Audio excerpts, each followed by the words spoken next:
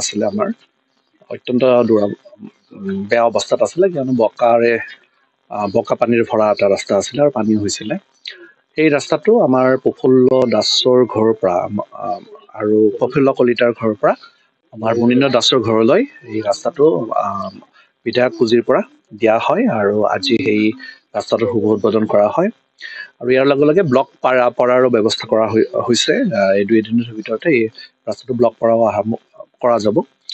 আৰু নিশ্চয়কৈ আমাৰ পলাকবাৰী সমষ্টিত বিগত সময়ছোৱাত যথেষ্ট ৰাস্তাৰ কাম কৰা হৈছে কিন্তু সৰু সৰু ৰাস্তা যিবিলাক PWD ধৰিব পৰা নাই এই ৰাস্তাবিলাক এতিয়াও কৰিব আছে কিয়নো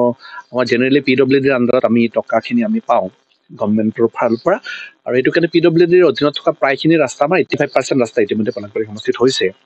কিন্তু এতিয়া সৰু সৰু যিবিলাক ৰাস্তা আছে সেইবিলাক ৰাস্তা কৰিবলৈ কিয়নো আজিকালি বসতি বাঢ়ি গৈছে আমাৰ পলাকবাৰী সমষ্টিত সৰু সৰু ৰাস্তাবিলাকতো অনাগত দিনবিলাকত আমি ব্লক হওক বা বিধায়ক পুঁজিয়ে হওক যিবিলাক আমাৰ ফাণ্ড আহিব সেই ফাণ্ডৰ পৰা এই সৰু সৰু ৰাস্তাবিলাকো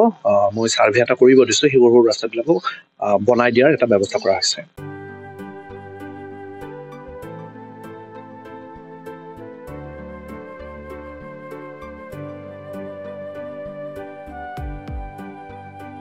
শদিয়াৰ পৰা ধুবুৰীলৈ বৰাকৰ পৰা ব্ৰহ্মপুত্ৰলৈ সকলোৰে মাজত চিনাকি এটা নাম প্ৰাতঃ টাইম